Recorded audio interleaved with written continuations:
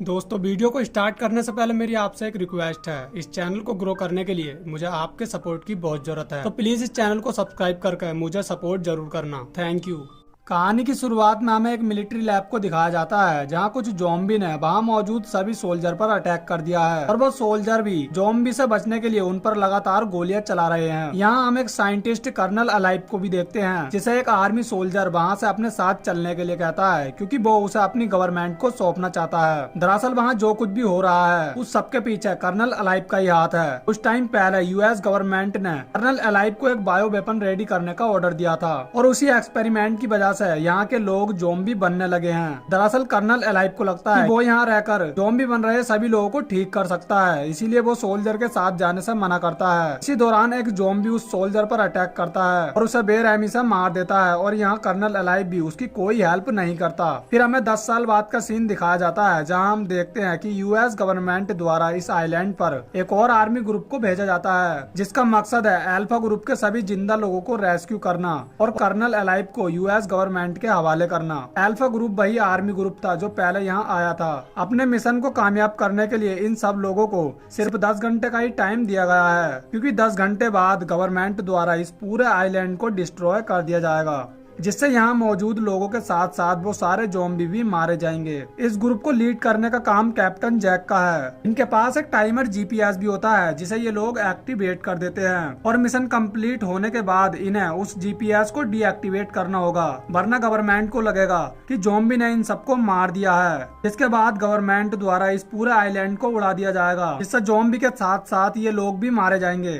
खैर, अब captain Jack अपनी टीम को लेकर आगे की ओर बढ़ने लगता है। अभी इन्हें एक लेडी ज़ॉम्बी दिखाई देती है जिसे ये शूट करके मार देते हैं। इसी दौरान वहाँ बहुत सारे ज़ॉम्बी आने लगते हैं और इन पर अटैक करना शुरू कर देते हैं। ये सब लोग मिलकर उन ज़ॉम्बी को मारने लगते हैं। इसी दौरान एक सोल्जर के हाथ से टाइमर जीपीएस नीचे गिर जाता है जिस पर किसी का भी ध्यान नहीं जाता और ज़ॉम्बी से फाइट करते वक्त इनकी एक लेडी सोल्जर चेरी भी इन्फेक्टेड हो जाती है जिसका ये लोग ट्रीटमेंट करने की कोशिश करते हैं। तभी एक ज़ॉम्बी इनके लीडर जैक को भी मार देता है। इसीलिए अब इस टीम को लीड करने का काम लेफ्टिनेंट पोल पर आ जाता है जो इस मिशन को यहीं समाप्त करने का डिसाइड करता है और सभी सोल्जर को वापस घर लौटने के लिए कहता है। लेकिन सीआई एजेंट मिकेला सभी लोगों से उस मिशन को कंटिन्यू रखने के लिए कहती है, जिस पर सब लोग मान भी जाते हैं और अब मिकेला उन सबको जल्द से जल्द उस लैब में पहुंचने के लिए एग्री करती है। तभी वो लोग देखते हैं कि इन्फेक्टेड होने की वजह से चेरी भी एक ज़ॉम्बी में बदलने वाली है, इसीलिए मिकेला उसे शूट करके मार देती है। लेकिन पोल इस बात के लिए उस पर गुस्सा होने लगता है। खैर, अब सब लोग साथ मिलकर आगे बढ़ने लगते हैं और वहाँ की फैसिलिटी के पास पहुँच जाते हैं। यहाँ पर बहुत सारे ज़ॉम्बी इन पर अटैक करने के लिए भी आते हैं, लेकिन ये लोग किसी तरह उन सभी ज़ॉम्बी को एक एक करके मार देते हैं। तभी इन्हें वहाँ अल्फा ग्रुप के 2 आर्मी सोल्जर भी मिलते हैं जिन्हें ये लोग अपने साथ ले लेते हैं और लैब की तरफ बढ़ने लगते हैं। कुछ दूर आगे चलने पर इनके सामने 2 सोल्जर ज़ॉम्बी आते हैं, लेकिन तभी कर्नल अलाइव वहाँ आकर उन ज़ॉम्बी को मार देता है। उसे देखते ही ये सब लोग उस पर गन पॉइंट कर लेते हैं और उसे अपने साथ चलने के लिए कहते हैं। तभी इन्हें यहाँ पता चलता है कि कर्नल अलाइव ही मिकेला का डैड है। ये सुनकर पॉल बहुत ज्यादा हैरान हो जाता है और सभी लोग गन नीचे कर लेते हैं। फिर कर्नल अलाइव इन सबको अपनी लैब में लेकर जाता है और इन्हें बताता है कि दरअसल यूएस गवर्नमेंट ने उसे इस आइलैंड पर अबोला वायरस से एक बायो वेपन बनाने के लिए भेजा था, लेकिन उसका वह एक्सपेरिमेंट फेल हो गया था, जिस वजह से यहाँ के सभी लोग मारे गए और ज़ॉम्बी में बदल गए थे।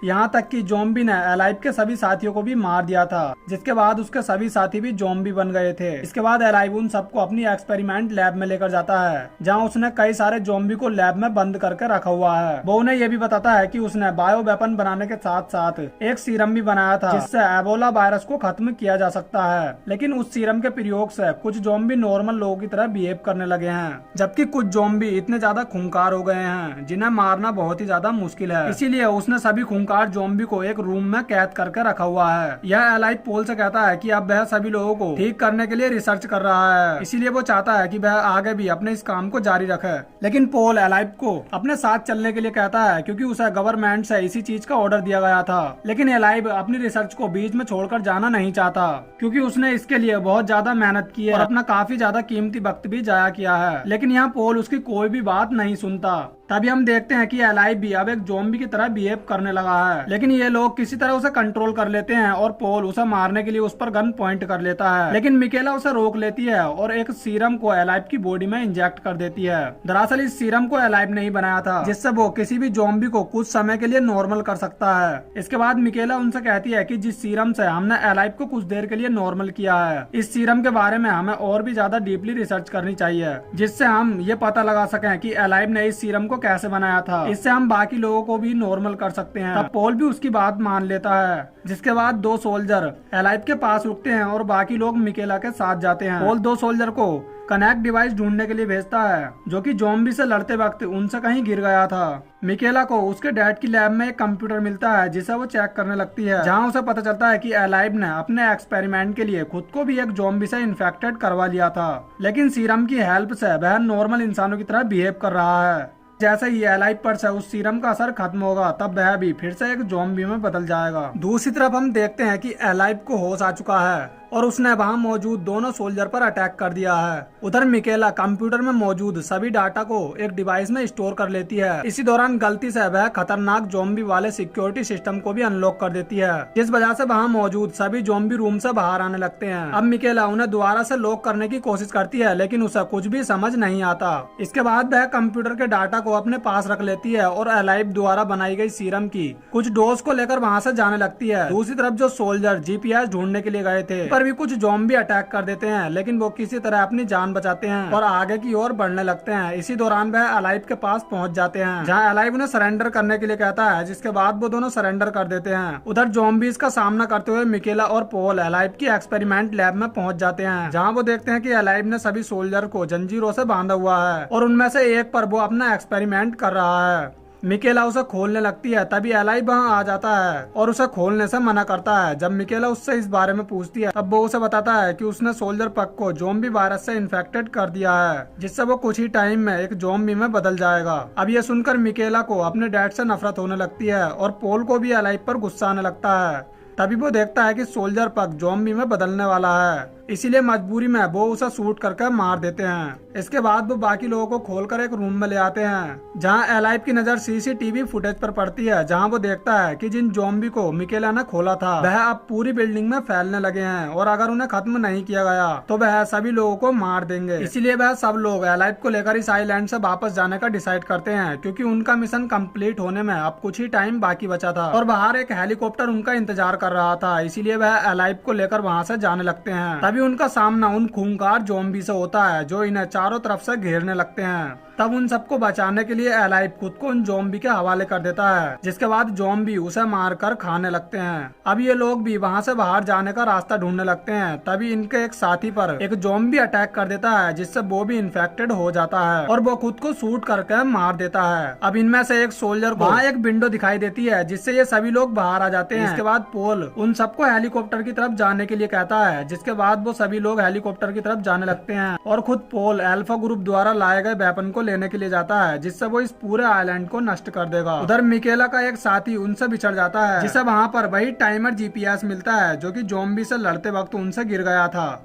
वो जैसे ही उस जीपीएस को उठाता है, तभी कुछ खतरनाक इंसेक्ट उसके ऊपर गिरने लगते हैं, जो कि उसकी बॉडी में घुसकर उस पर अटैक करते हैं और उसे बुरी तरह से मारकर खा जाते हैं। जिससे हमें पता चलता है कि अबोला वायरस का असर सिर्फ इंसानों पर ही नहीं बल्कि इंसेक्ट पर भी काम कर रहा है। दूसरी तरफ मिकेला और उसके साथी पर भी ज़ॉम्बी अटैक कर देते हैं, जिससे मिकेला का साथी मारा जाता है और यहाँ मिकेला भी इन्फेक्टेड हो जाती है। तभी वो अपनी पास रखी सीरम की डोज में से एक डोज अपनी बॉडी में इंजेक्ट कर लेती है। उधर हम देखते हैं कि एलाइव भी अब एक ज़ॉम्बी बन चुका है और आगे की तरफ बढ़ने लगा है। दूसरी तरफ हम पोल को देखते हैं, जिसे उसका कैप्टन जैक मिलता है, जो कि अब एक ज़ॉम्बी बन चुका था। इससे पहले कि वह पोल पर अटैक कर पाता, उससे पहले ही पोल उसे शूट करके मार देता है और वेपन लेकर हेलीकॉप्टर की तरफ बढ़ने लगता है। उधर हम देखते हैं कि अब मिकेला भी एक खतरनाक ज़ॉम्बी बन चुकी है, लेकिन उस सीरम की वजह से वह अभी भी नॉर्मल इंसानों की तरह सोच सकती है और वह जानती है कि उसे ज़ॉम्बी को मारने में अपनी टीम की हेल्प करनी है। अब यहाँ बहुत सारे ज़ॉम्बी उस पर अटैक करने आते हैं, लेकिन मिकेला एक एक करके उन्हें मारने लगती है। लेकिन अब ज़ॉम्बी उसे चारों तरफ से घेर लेते हैं और उस पर अटैक करने लगते हैं। तभी वहाँ पर एलाइव भी आ जाता है, जो कि एक खतरनाक ज़ॉम्बी बन चुका था। लेकिन वो अभी भी अपनी बेटी को नहीं भूला था और वो मिकेला को बचाने के लिए उन ज़ॉम्बी को मारने लगता है। अब हेलीकॉप्टर भी वहाँ आ चुका था, इसीलिए मिकेला हेलीकॉप्टर की तरफ बढ़ने लगती है। तभी वहाँ पर पोल भी आ जाता है और मिकेला को अपने साथ हेलीकॉप्टर में चलने के लिए कहता है। लेकिन मिकेला हेलीकॉप्टर में जाने से मना करती है। वो ऐसा इसीलिए करती है क्योंकि वो जानती है कि वह एक ज़ॉम्बी बन चुकी है और अगर वो उनके साथ गई तो वो उन पर अटैक भी कर सकती है, इसलिए वो उनके साथ जाने से मना करती है।